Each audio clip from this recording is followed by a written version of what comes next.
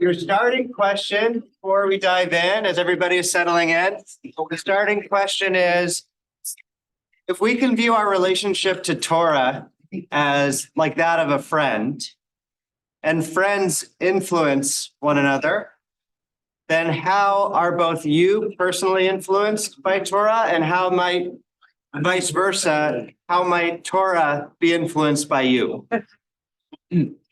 Okay, so if Torah is a friend, how and friends influence each other, how have you been influenced by Torah? You can maybe share your like a core teaching from Torah that really shapes you, or vice versa, how have you potentially shaped or influenced Torah? Give it a second just to mull over, and then I'll call on people. Just a second, and I'm gonna get the source sheet up. I don't know who's in charge of set up. Or what? We need more room. Okay, I will We need let two them know. more tables. No People problem. don't sit in the middle. Yeah, okay. Okay. That's a nice, yeah, you can take it. Yeah, so okay. I did not yet, but I'm gonna Yeah. grab one. I'm gonna go find that. We're gonna go find this. That's yours. Orange. Yeah, I get it. Okay. He's gonna go get his own. While everybody's thinking. Okay.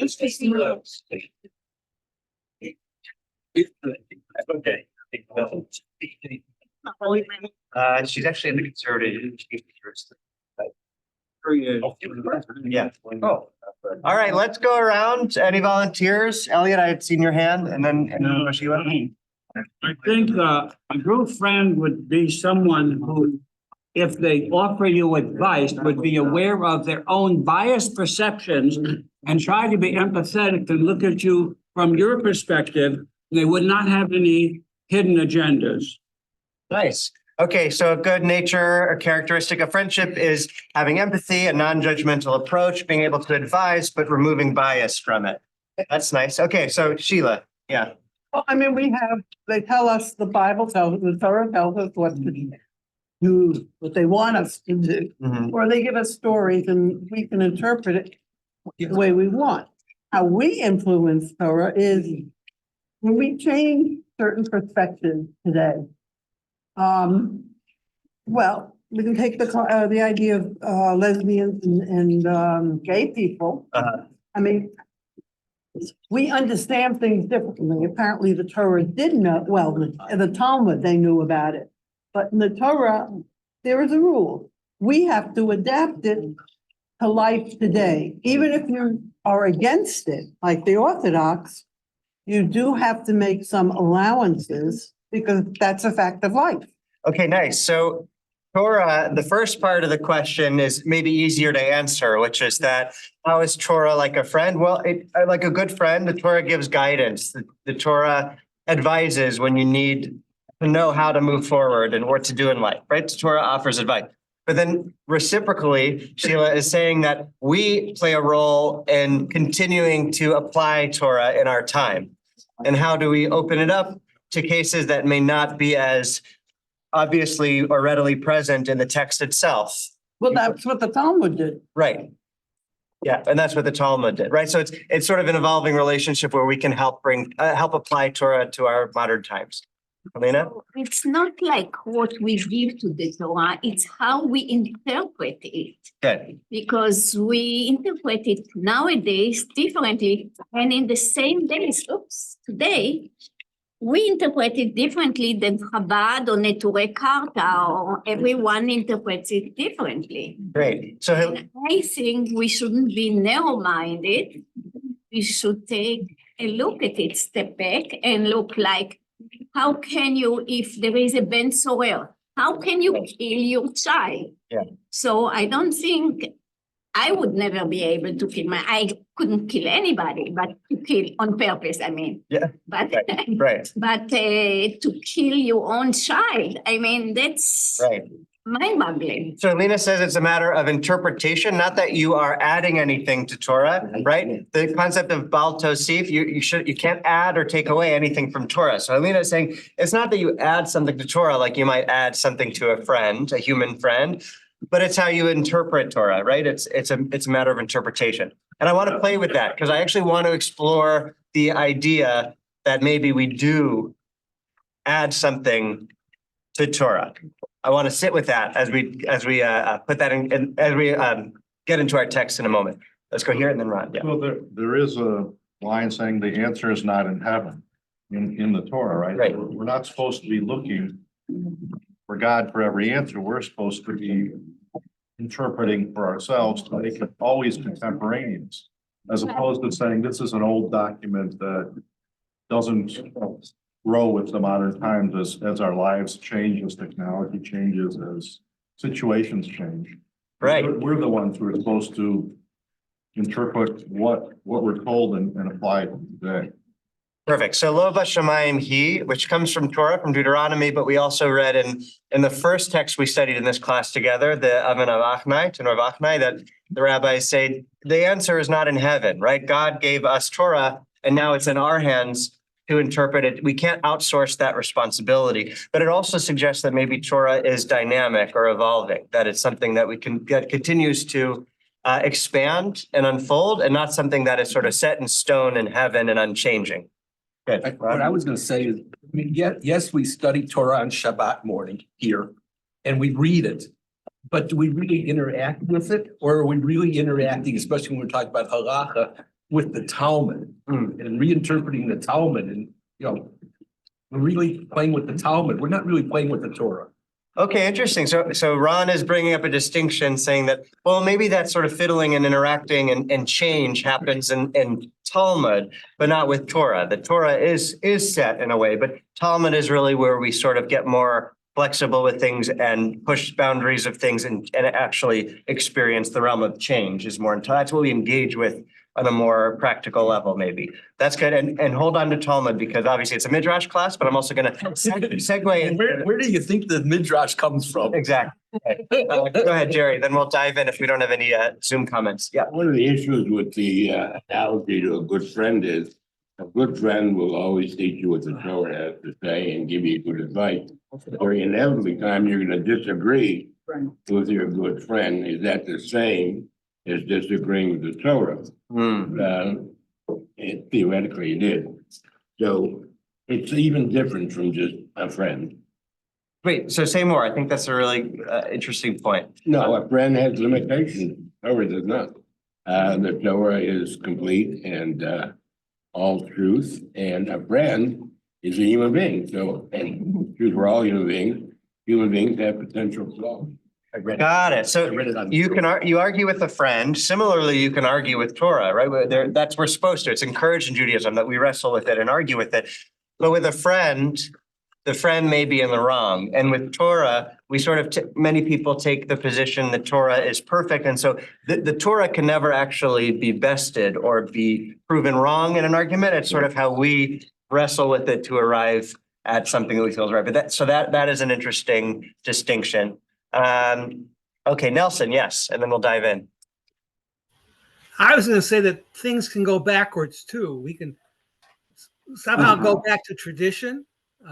It's not just grow. We go back.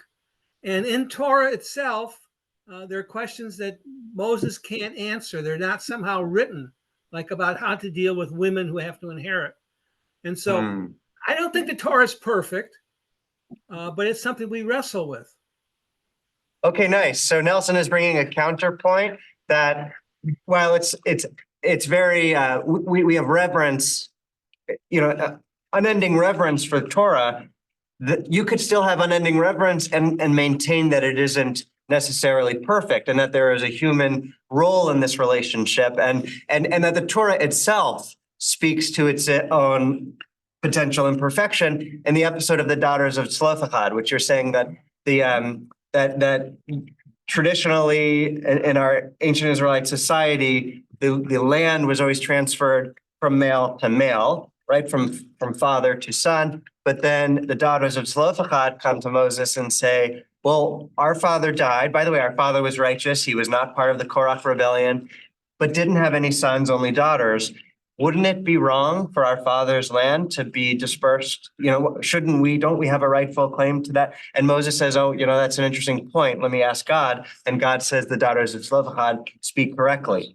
And that's great that you bring that up, because that's actually one of the sources that we're going to look at through the lens of Midrash today. But good. So maybe it actually is, and you could still take a very devout and religious approach to the Torah's imperfection by saying that it is intentionally imperfect because it wants that engagement, it wants that relationship. Not that it was like something that it overlooked or, Okay, let's dive in. I'm gonna share the source sheet. Who would like to read by the way, this teaching is directly a teaching that I received from Alana Kirshen. Does anybody know Alana Kirshen? Familiar with Alana? No, but this book was marvelous. Okay, good. So the book she wrote, She the one- Tybel's raising her hand. Isn't she the one that used to talk about in your weekly thing, talk about her kids and teaching the kid Talmud? Oh, eventually. That sounds like. Yeah, okay. So I had to, So that's what I know about her. okay, that's good. That's good. And Yeah. Baruch Spinoza has been quoted in the New York Times online because it's relevant to today's society. Oh, interesting. Yeah. I love Spinoza. Very spicy thinker. But so Alana Kirshen, I had the privilege of studying with her in the conservative yeshiva Jerusalem. She teaches there. She is an unbelievable person. She I have never seen a more profound love of Talmud than her own, because she talks about her experience with Daf Yomi. Has anybody tried Daf Yomi? Daf Yomi, where you study a page of Talmud a day. It's the daily page of Talmud. And you work your way through it over the course of 7.5 years. 7.5 years, a long time, right? But so she has this sort of relationship with Talmud that I was describing earlier with the question that is like truly a friend, somebody that she actually marks her time, as we'll see, in Daf Yomi time, like through her, this book is basically her experiences, all uniquely tied to what she's learning in Talmud. So she tells you her life story about failed relationships, about, so on and so forth. But you see how it always is linked to what she's learning in Talmud. And she really marks her time with Talmud as if it's her best friend. About the new book? I don't think this is terribly new. This was. It felt new. Well, Rafi keeps it in great condition. This is in our library. Rafi has it here. So if anybody's interested, and we'll get to an excerpt from it at the very end of the session. If all the seas were ink, which she takes from a Midrash that we're going to study today. But let's dive in. So this is actually a teaching that she taught us, this entire, but I took excerpts from her teaching. I want to credit her with this learning. Okay, let's dive in first. This is from Ta'anit 7a. This gets into the question of what our relationship is with Torah and how we impact one another, Torah and the reader. So who wants to jump in? I'm reading. Go for it, Jerry. Thanks. This is as the daughter of the Roman emperor said to Rabbi Yehoshua ben Hananiah, woe to glorious wisdom such as yours, which is contained in an ugly vessel. Rabbi Yehoshua ben Hananiah said to her, does your father keep his wine in simple clay vessels? The emperor's daughter said to him, rather, in what then should he keep it? Rabbi Yehoshua ben Hananiah said to her, you who are so important should put it in vessels of gold and silver. The emperor's daughter went and said to her father. He then put the wine in vessels. So it's a great gotcha text, right? It's a nice, the Roman emperor is calling Rabbi Yehoshua ben Hananiah ugly, and he has the last laugh, right? But there's a couple questions that arise from this text. Number one is, does the vessel matter or just what's contained inside of it? And that's how Alana Kirshen used to read this text, which is that the container doesn't matter, right? Physical, unlike the Roman society, which really places an emphasis on physical beauty and that correlates to intelligence and all of that. The same way. Greek the same way, right? But here it's a counter to that. You could read it as saying, the vessel doesn't matter. It's of course the learning. It's what's contained inside the vessel. Go ahead, Amina. The same. אל תסתכל בקנקן, אלא בתוכו.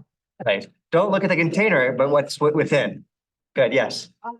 Probably, we always talk about the difference between Judaism and the other religions in terms of we have monotheism. But we also have a principle that simple things are, in other words, beauty is not on the outside, it's on the inside, which is in opposition to all these I guess all the societies before them. Sure. So there is The Greeks, right. had royalty and all that.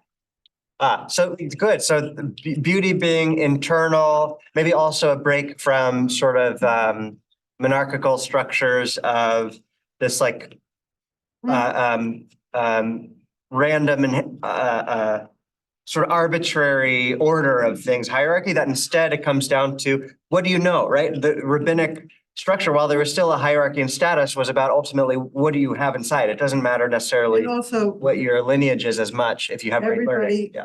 everybody can share in everything. In other words, you don't have a dictator. Right. Right. So maybe there's a democratization that comes with focusing on what's inside and not the external factors. Good. Jerry? It's more than saying what's inside is important. What it's also saying is that paying attention to the container can actually be negative. There can be a negative aspect to it as opposed to just a neutral one where you're missing out on the wisdom of what's inside. But in this case, gold, wealth have a negative effect on it. Great. So Jerry's saying it's not so par, right? It's not just that the container has no impact. Actually, if you're superficially focusing on the container, then it can actually spoil what's within. And the rabbis later in this text go on to say that if you're ugly, you actually can learn more, because if you are attractive, you're going to be distracted by other things that come with being attractive, and that will be at the expense of your Torah learning. So therefore, that's not to say that attractive people aren't learned, the rabbis say, but they would have been even smarter if they were uglier, right? So that's one way you could look at it. But I think here's what's interesting, because Alana Kirshen, I'll get you in just one second. Alana Kirshen says that that's how she used to read this text, that's what it was about, that her partner at the time actually transformed the way that she looks at this text, because he was explaining that the container does impact the wine inside of it. So the container does actually influence what's the content, right? The gold and silver actually made the wine go sour, whereas the clay kept it as it was. So the point that she makes with this is that, this is her words, there is a chemical reaction, well, I'm paraphrasing her word, a chemical reaction kind of relationship between who we are and what we learn. That our unique container, everybody has a unique container, and the wine that's poured into us, the Torah that we learn, actually is impacted by our unique containers.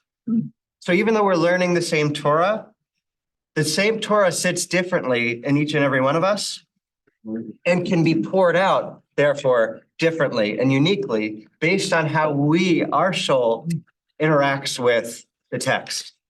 Go ahead, Elliot. I never cease to be impressed or disturbed when I enter a place where they sell cosmetics and perfumes, multi-billion-dollar industry. All of this was pre-Helena Rubinstein, wasn't it? So say more. What do you mean by that? Why does it disturb you? I mean, thousands and thousands of products Just to distracting, make right? the outside Wait. packaging more appealing. Instead of focusing, yes. I Good. suppose for women to men, and hasn't gone on quite as much for men to women. Right.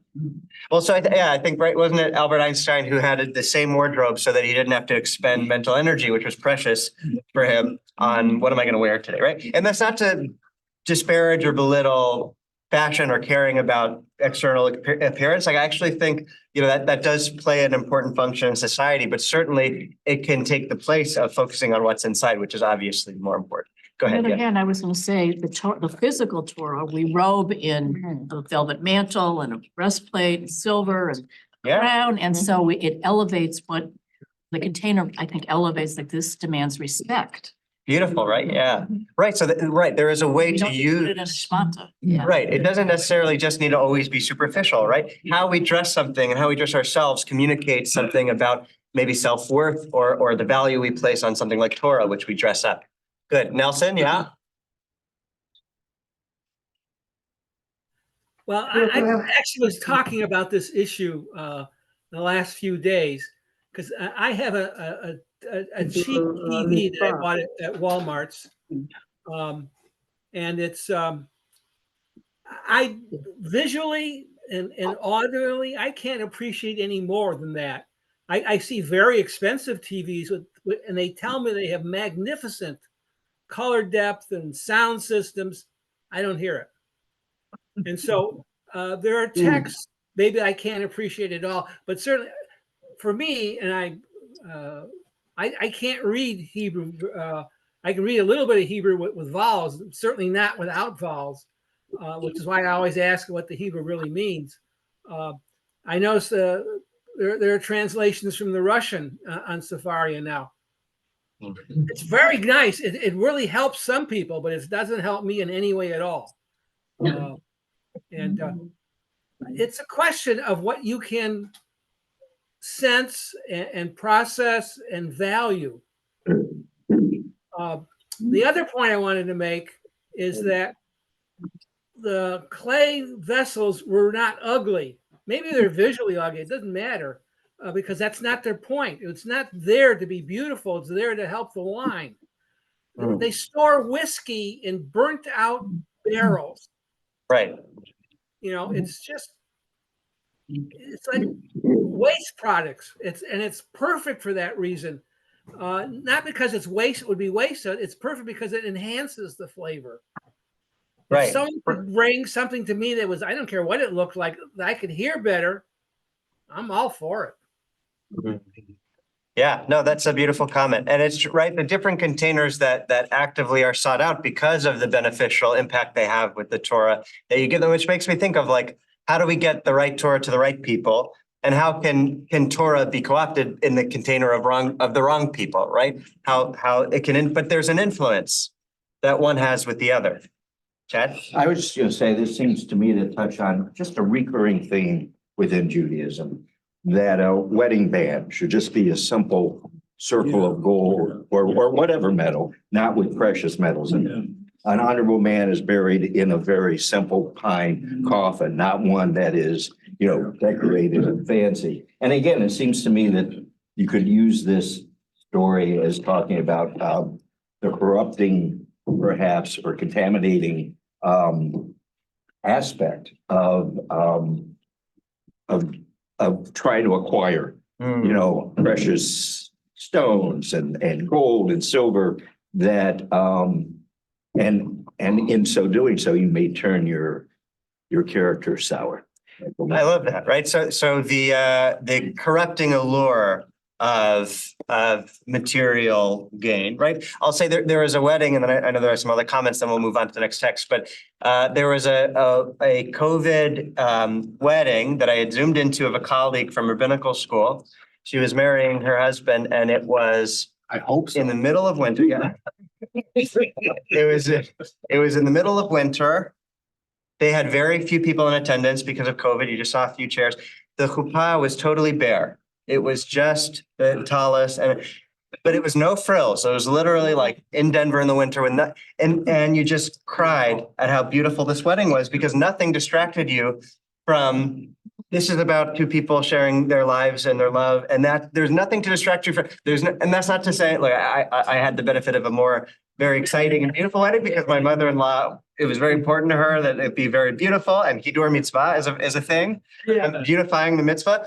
But there's something when it's just the bare bones that allows the content, the core to just speak for itself instead of distracting us or corrupting it. Go ahead, Alina, and then So Claire. how do we put this in view of what we had last week with the ephod and the zahav and all those things. How Right. do you put it together? Good. So I think that kind of gets to what Nina was saying about that sometimes clothes plays an important role, right? It's not always a bad thing, right? We honor something, hidur mitzvah, right? I think you want the priests to be respected, to be revered, not deified, but to have this separation that comes with the kind of magistrate that we have with the rituals and the clothes, not to get too caught up with it, but to imbue it with the meaning and honor that you would I afford. respect you because of your knowledge, whether you are in jeans and not in a cravat, in a three-piece suit. So you know Thank what I you. mean? You know what? I once forgot a tie to Shabbat morning minyan, to Shabbat service. I ran out, I did not have a tie, and I used my talis to. Because I appreciate that you wouldn't have cared, but I think there would be some people who would say you're disrespecting the Bima or the Torah by not dressing in your finery, you know? Larry, go ahead. Then Sheila, then we do have to move on. There's much more Torah to learn. Go ahead. I'm wondering if when we meet the container, it's more than just the physical to me. Because we're sort of emphasizing the physical, the container, but you mentioned the soul, can be the character of a person or something else. In other words, looking more inward than just the outward. The container could be what the person thinks or what kind of person he is, the personality of the person. And that kind of also affects how they accept Torah, interact with it, or don't. But the container is more than just the physical. Nice. So the container is more than just the physical appearance, right? There is a lot of character and personality that come with our facade, with our external self, right? I'm sort of thinking of like Groucho Marx. Just like, you know, when you think of him, you think of the cigar, you think of the, right there, there's a lot more that make up who we are. That is actually sort of skin deep. That's not to say it stops at the skin level, but there's something that it sort of pours out into it's permeable. Maybe it leaks out into the. Okay, Jackie, and then Sheila, Jackie, then we're moving on. Go ahead. A modern version of the story might be that when we got married, and I think the whole generation, probably still today, you have Kiddush cup and the inside is gold. It's gold lined. Well, after a while, my husband said, the wine tastes terrible in it. Interesting. So you Can't do it. So we had some without the gold lining. And then he would use glass because this is, it tastes terrible. He enjoyed a good glass of wine, not. Oh, I mean, that's our modern version. Yeah, the container matters. Right. Yeah, go ahead. Given what I do, I see various aspects to this. And again, the hidur mitzvah. When I sit down to do a ketubah couple, and I try to find what they find meaningful in their lives and have that reflected into what they choose as a forever document. I also have an ethos that if something has to exist, why can't it be the most beautiful thing it can be? Right.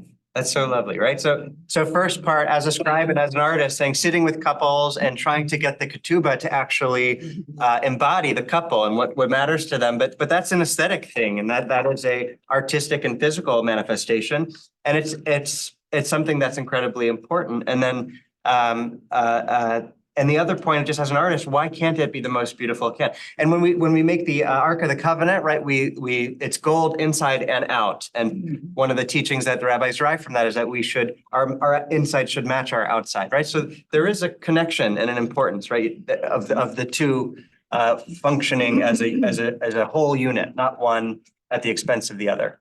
Okay, we're going to move on now to Eruvin, jumping around to another Masechet. Who would like to read from Tractate Eruvin? Go for it. Thanks.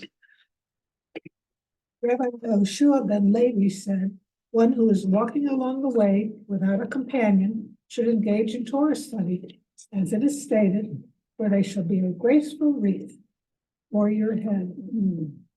Great. So in Hebrew, Leviat Pain, right? So a graceful wreath Yeah. around your head. But what is the word that we get? Liviat, is it like the Levi class, like a livaya, which is a funeral? Why is that word used? Accompanying. Accompany- Right. It's accompaniment, right? That's why funeral, it means a livaya is an accompany, you accompany them to the grave. So the idea that Torah, like a graceful wreath, there's a midrashic play on words to mean accompany, a companion. Right, so that's going back to our opening question about can you treat Torah like a friend? And the idea from this text that Alana Kirshen elevates is that when you're lonely, you can turn to Talmud like she did with Daf Yomi, that it was something that she carries with her as a companion that she's continually consulting and sort of filtering the world through.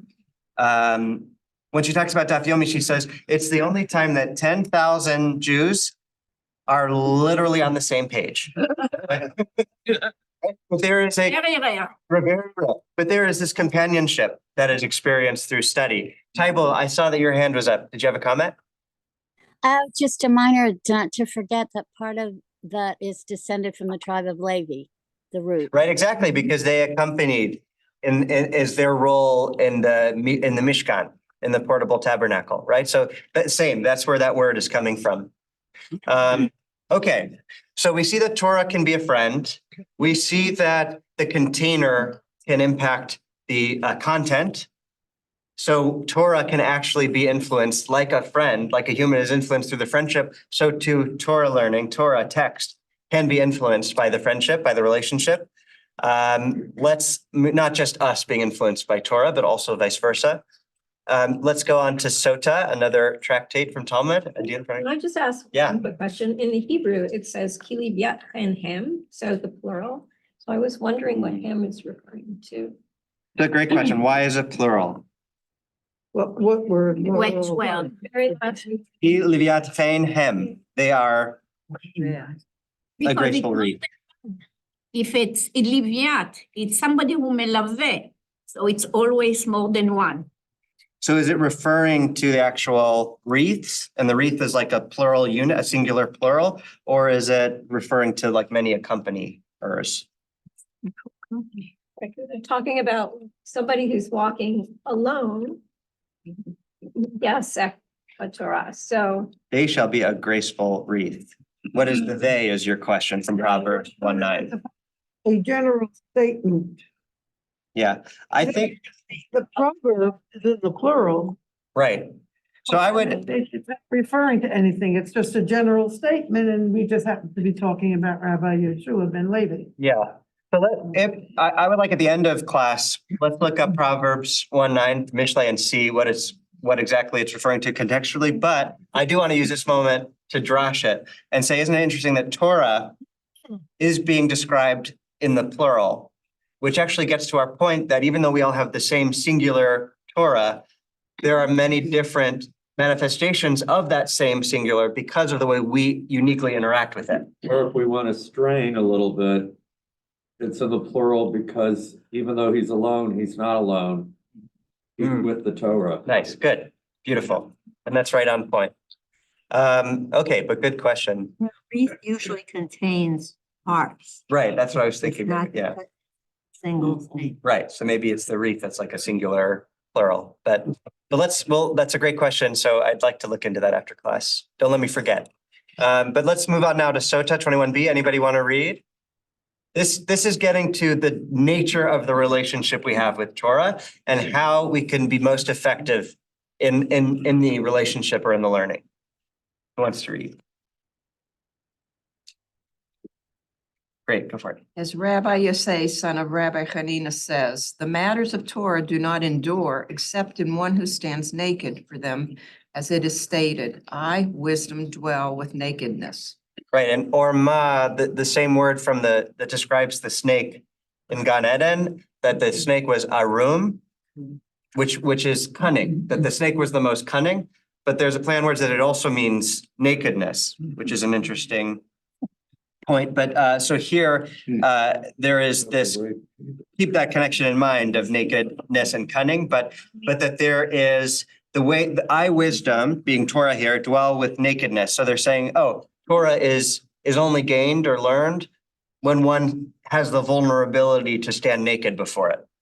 Right? So I'm not taking that literally, right? Although if you were to take it literally, you could go back to the Midrash that we learned together with Rabbi Shimon Bar Yochai and Rabbi Elazar. Remember, they go into the cave and they strip down, that's father and son. They go in, they bury themselves under the sand up to their necks and they study Torah. That's all they do, right? In the cave. They were fleeing persecution. Right? Remember the story? They come out in their laser beams, the whole thing. But exactly, right? And when they attained knowledge, and that knowledge helped them see that they were naked. So it's an interesting point. So if you take that literally, but to hammer the figurative point home, that the more guarded we are in our Torah learning, the less we might actually gain. But if we have the courage or to be vulnerable before Torah and actually let it wash over you like a mikvah, where you have to be totally naked, to immerse in the waters of Torah. But what does it mean? What does it mean to be naked before Torah? Yeah, go ahead. It doesn't mean necessarily physically naked. It could be open. Yeah, an openness. In other words, you're not. All suggestions. Yeah. Ruth, Yeah, just a t-shirt and jeans and not fussing with your clothes. Right. If you want to look at it that way. Yeah. So maybe not totally naked, but less concerned with. Concentrate on what's there and not on your hair, your clothing. Right. Things like that. Oh, sorry, Ruth, and then go ahead. I see Kamisha Eno who does not exist. Okay, beautiful. So one of my favorite, so Simone de Beauvoir, existentialist thinker, she says in her book, The Ethics of Ambiguity, she talks about you have to be an absence in order to be a presence. And that's paradoxical. What does that mean? And she describes a vessel. So this is a perfect tie-in, right, to what we're talking about the container and the wine. She says, if you're a glass, if you're filled with water, then you're full. Right? If you're full with the liquid, then there's nothing that can get in. But if you drain the liquid, if you're actually an open vessel, then water can pour in. So basically she's saying, if you are full, if you bring a full self into any conversation and there's no openness, there's no space for the other person their words to permeate you, then nothing will sink in because your cup is already full. But if you empty, you're full of yourself, right? You're full of yourself, literally. So if you get rid of yourself, paradoxically, now you're actually a presence. You have to be an absence in order to be a presence. But here's what's interesting about that, because I think Alana Kirshen would push back against that and say, you don't want to just be an empty container for Torah to. No, you want to be half full. Sure, maybe half full or half empty, depending how you look at it. Yeah. But saying that actually, no, it is who you are, the essence of yourself that you are bringing to Torah, that shapes the Torah that you learn. You have to bring yourself to Torah. But still, I think I think there, maybe it is what Ron's saying, there's a compromise, right? You need to bring yourself, but not so much of yourself that nothing gets in. So maybe it's a glass half full. That sentence, I don't see naked. Doesn't even seem to be the right Hebrew sentence unless I'm missing something or misreading it. No, it might be a problem on my end. Let me see. Because it says Amar Rabbi Yochanan, Yeah. it doesn't say Rabbi Yosef ben. No, then I may have pasted the wrong, and that's a scribal error. I'm sorry. Oh, yeah. So much for being a sofa.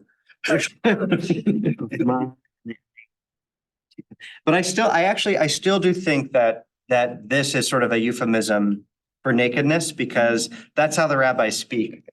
In Talmud, they speak euphemistically. So just like there's the biblical to know, right? And Adam knew Eve. So I still would make the case that I think here that is referring to nakedness, and that's how the rabbis, what they're describing. But I do want to make sure that I get you the correct Hebrew. So I'll make a note to myself to give you the right one. But the English is accurate. Go ahead, sorry. Two things. One is, I think to me, the idea of nakedness means you've removed all things that would prejudice you and keep you from learning Torah in its pure form. Yes. Because we are all protected by our prejudices and opinions that we formed before. And the other thing about the issue of the withdrawal to make room for Torah God pulled back Good. in order to form the world. Right, simsum. That in So he order. can do it. Yeah, there you go, right? Learning from God, simsum, God withdrawing God's self in order to make room for the creation of the world. That similarly in our own interpersonal lives, there's no room for creation if we're not willing to withdraw ourselves to make room for that creation, right? If we're taking up all the space, how can anything outside of us grow, right? There needs to be a self-restraint or withdrawal in order to create something new. We need to be a vessel. Need to be a vessel. Exactly. But there was something else that you said that I think, was it the first, what was the first thing you said? Because That being naked means that you're approaching Torah without any prejudice. Right. So there's a question when rabbis write sermons and divrei Torah, which is, so people ask, do you have a message going in to this week's parsha that you are looking for Torah proof to make your point that week? Or do you read the text and allow what you want to say to emerge from your reading the text? And I think it comes and goes. Sometimes, like there's a moment that you want to be responding to. But still, for me, I think the most effective way to write a divrei Torah is just to read the parsha and see how it hits you that week, not coming in with a preconceived direction or destination. And it will change each week. Right. Depending on what. Yeah, how is it hitting you? How is it landing on your soul? And not just the point that you're trying to coerce or force. Bob and then Chad. Bob, your hand was up a second ago. If you're talking to somebody and trying to explain your opinion and they have their arms folded, that usually means they're closed off and you're not getting through. Yeah. And that to me would be the closed version of this. And if open, you're unprotected and your arms are open, then the person is receptive. And that would I actually missed the first part. Could you repeat the first part of what you said? No, it's okay. It's not your problem. if you're explaining your opinion to somebody and their arms are folded, they're closed off. Yeah. And if their arms are open, or in this case, naked, then they're receptive to what you're trying to explain. I like that, but Sheila has an impassioned counterpoint. So let's see. Yeah, both of us. Oh, go ahead. At the same time. Go ahead. Try to convince me otherwise. I do it sometimes because either I'm cold or it's something. That's true. That's true. But this is kind of like I have mandates are always on the table. That's fair. Okay. Sure. Yeah, good. So there may be other reasons. So it's not a hard, fast rule. But I will say that they do teach you in rabbinical school that your body language does count and say something. So for instance, if you come into my office and I'm sitting behind a desk in my chair like this, there is there's also there's a table between us. I'm guarded, you're awake, right? But even if there's a table, just because it's a small office and what can we do? But you lean forward. But if you look at Rabbi Hal's office, you'll notice that in addition to the desk, there is a table so that you can be on the same level. So that it's not, unfortunately, my office is small. I'm not complaining about it. Just saying, I don't have a table, but ideally I would have a table so we could be on the same level and I'm not behind it. Leaning in, right? They say that about job interviews, right? There's a whole book called Leaning In about, right? And actually somebody who said, especially for speaking about women who were interviewing for jobs, that before going into the interview, that to actually go into the bathroom for a private moment, like before the mirror, to do power poses, right? To do these stretches to make yourself bigger. Maybe they dispel that theory. Maybe it's all, but there is something to like, how actually it does speak to gender dynamics where it's like there is the quote unquote man spread where if you're on a subway and there's a guy who's sort of like spreading and just taking on the whole, right? But the theory here at least is socialization. To what extent are men sort of raised to take up more space and women trained to take up less space, and how do we address that? But that's sort of how physicality seeps into bigger dynamics. Tybal, go ahead. Just a small one. Way back when I was well enough to work and I worked for a Fortune 5 company and I got sent for a week training about presentation skills. And when I was just reminded of what Bob said, yes, there are a number of reasons, but one of the things we were taught is that if you are giving a talk, if you want the emphasis on you rather than your slides, you stand to the left because we read left to right. So that's the emphasis. And I remember at the time. Western Israel, right? Yeah. Right, exactly. Right. Yeah. This was a very very not Jewish company. Jews do not work for this company. So I didn't say, oh, if you were in Israel in Hebrew, but that was something to think about, because there have been times in my life when I've wanted the emphasis on my slides and not on me as the presenter. So then I would be to the right of it. Yeah, Anyway, no, that's just a, to pass yeah. on. No, thank you. That is super interesting. Okay, we have a few more texts to get through. So let's go on Nita 30B. Who wants to read? Yeah. Any takers? Great, go for it. Thanks. Rabbi Samlal taught, to what is a fetus in its mother's womb comparable? To a tablet, and a candle is lit for it gazes from one end of the world to the other. And a fetus is taught the entire Torah while in the womb. So some of us may already be familiar with this concept. I think we went over in another session about that, but the angel touches you right here on the cleft under your nose. That's why we have that imprint, because an angel touched us there to make us forget Torah once we're born, right? Well, the second we're born, right, an angel does that. And so the goal of life is to regain all that Torah that we once knew in the womb. But a couple of reasons that she brings us so interesting. One is going back to the cave of Torah learning with Shimon Bar Yochai and Rabbi Elazar, his son, that the cave being like a womb, right? And that is father and son, still could, parental and child, but that idea of Torah learning in a womb. And it also deepens this relationship we have with Torah that goes back in utero, right? This friendship that isn't just like a human friendship where you meet sometime, but that it's this relationship that is the most intimate, that has been with you literally naked in the womb, right? Okay, this is Sifrei Bamidbar. This is Midrash on the Book of Numbers. And this gets to the note Slofachad, which Nelson had brought up in the beginning, and how this relationship we have with Torah changes each other, and not just one way, but both ways. So who would like to read this? Go for it. Yes, thanks. The reason I want to read it is I grew up in a family of only girls. Nice. Yeah, you only had 4. But there you go. That's your My unique. dad's friend, only 4. Yeah. But I gave him a grandson, so. But also see, that's your unique relationship to the text that is flowing through you in a specific way. So go ahead, please share with us. Especially after my parents passed away. I remember learning this and thought, oh, thank you. Thank you, daughters of Zelophehad.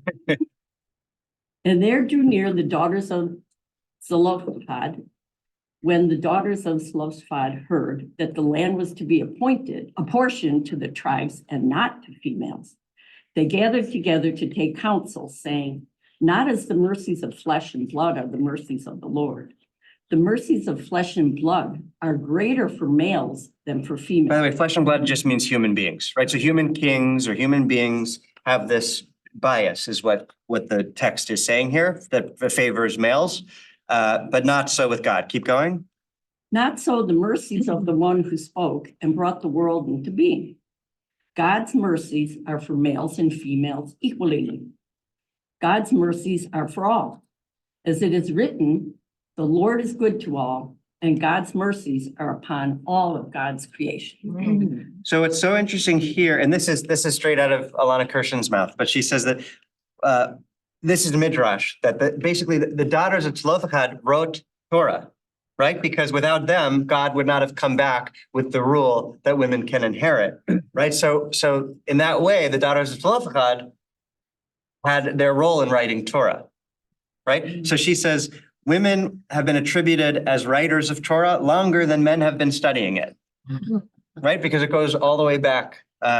So that interesting point about how we influence each other, to break from what would be the more common sense notion that Torah is perfect and unchanging and can only shape us, to broaden that perspective that actually there is a reciprocal relationship that's going on when each and every one of us sits down to learn and share Torah. Becomes interactive. Yeah, right.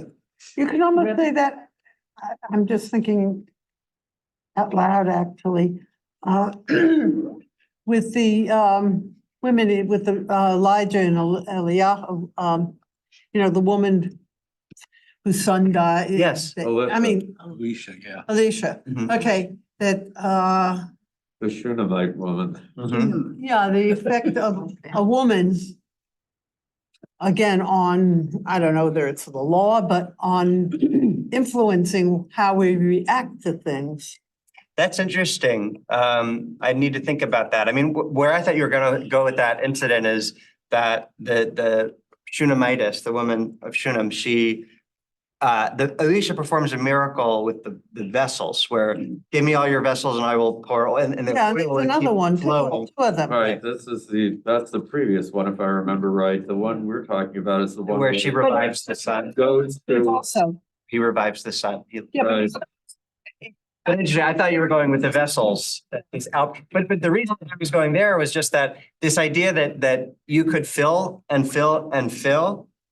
And the source actually doesn't run out. Like you're not diminishing from that original source. It keeps filling and filling until the vessels run out, but you're not actually taking away from an infinite source. interesting, because we never learn of or think about it that way. Right, and that actually is a perfect segue to this next text. It says on the next one. Yeah, exactly right. Good. So David, do you want to read it? Do you want to read it? So Rabbi Elazar. By the way, Shira Shirim Rabbah. So this is Midrash on Song of Songs. Rabbi Eleazar says, if all the seas were ink, all the reeds that grow in the swamps were quills, the heavens and the earth were scrolls, and all people were scribes, they would not suffice to write the matters of Torah that I have learned from my teachers, and I diminished only equivalent of one who dips the tip of his quill like a brush in the sea. Rabbi Akiva says, I do not have the ability to say what my teachers said, for in fact, they did take something from it, while I have taken no more than one who smells the citron, an etrog. The one who smells enjoys, but the citron is not lacking, and one who fills from an aqueduct, like one who lights from a lamp to a lamp. Good. So a couple of things here. Number one, first, this model of if all this, by the way, this makes me think of Nishmat Kol Chai, the prayer about, right? Yeah. If our mouths were full of song as the sea, it still would not be enough to praise you, God. So Rabbi Elazar and remember, we when we learned about Tanur of Achdai, the oven of Achdai, how was Rabbi Eliezer described? I know this is a deep cut. He was the obstinate one. Rabbi Eliezer, yeah, he was the one who said that you don't have to break down the oven, that it can be kosher, but right, and he was on the receiving end of lo b'shamayim heat, but he is described as a plastered vessel that doesn't lose a drop. Remember, we talked about this where he was so learned that he was like a photographic memory, like he just retained everything that he ever learned. But the problem was with the plastered, what's the problem with the plastered vessel?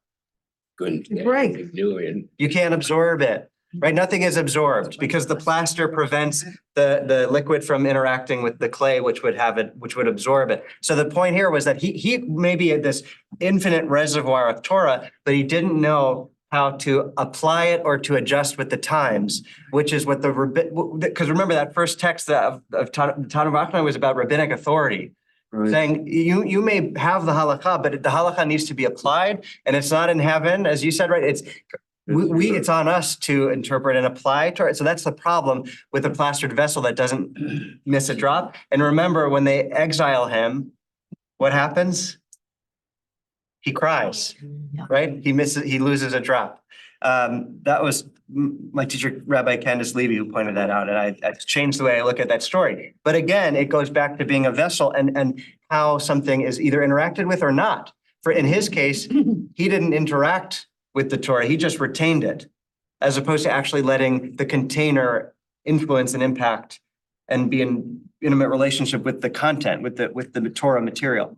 But so he is saying, if all the seas were ink, the swamps were quills, the heaven and earth were scrolls. I remember, he's the one who's retained everything. I can't even begin to tell you how much Torah I have learned, right? But he says, but I diminished only the equivalent of one who dips the quill. So there's a little that's taken away, right? There's some, not a lot, but there's still a little that's taken away.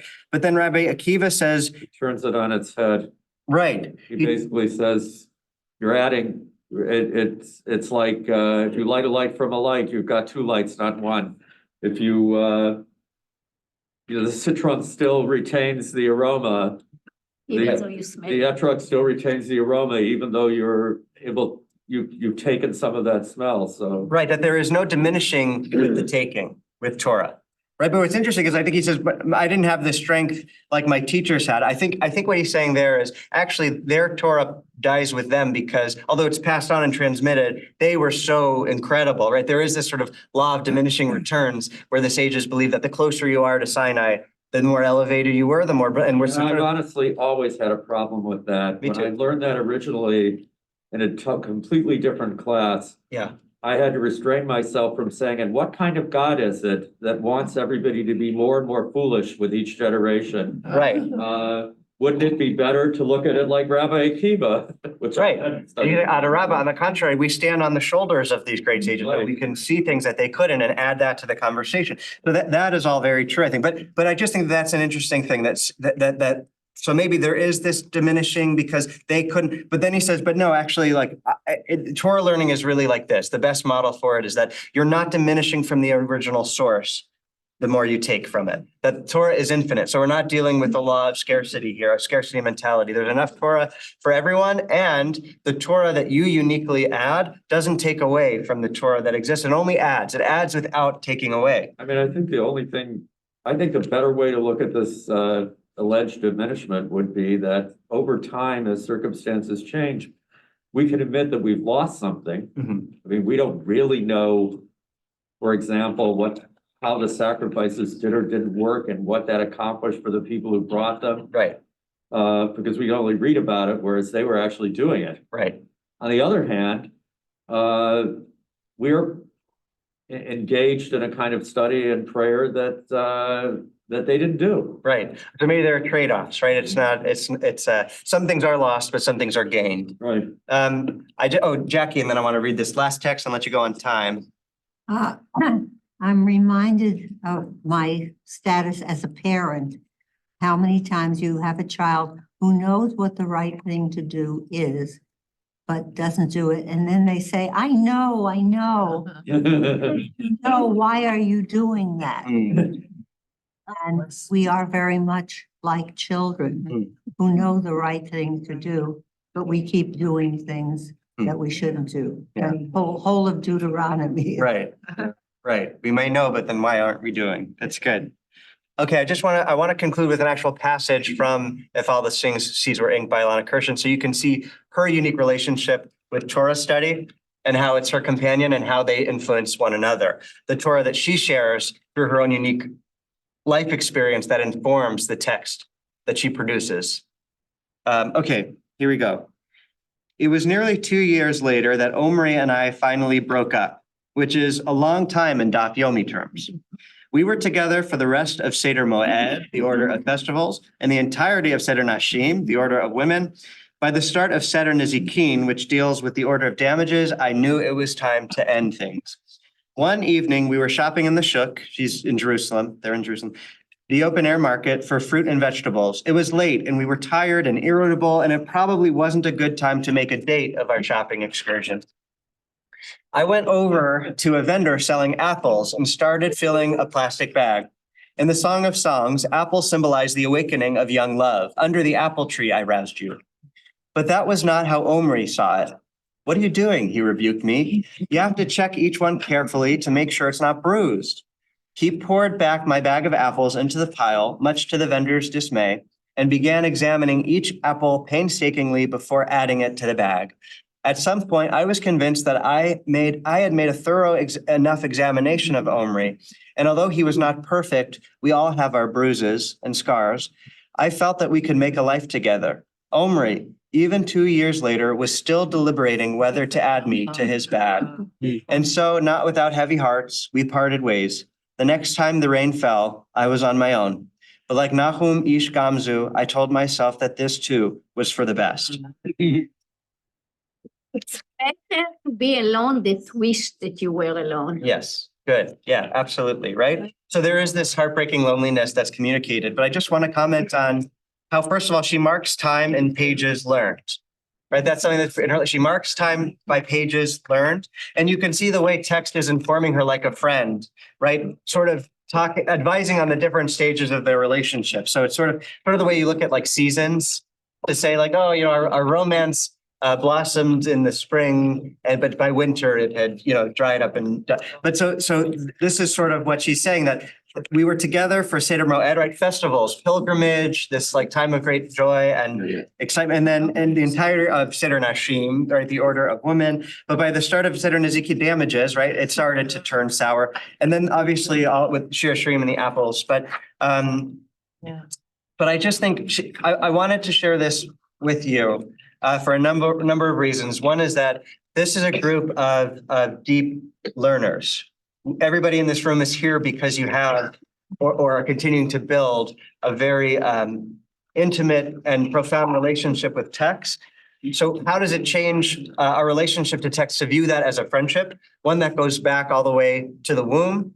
How does it enhance our Torah learning to be naked before it, to allow it to truly wash over us like an infinite sea, right? If all the seas were ink, and that our interaction with the text doesn't diminish from it, but it doesn't take away from it, but only adds to this infinite sea. And so what is your unique relationship with Torah? And how is Torah being filtered through you in a unique way? What Torah do you share with the world that only you can do by merit of your unique relationship with it? So thank you, everybody. So cool.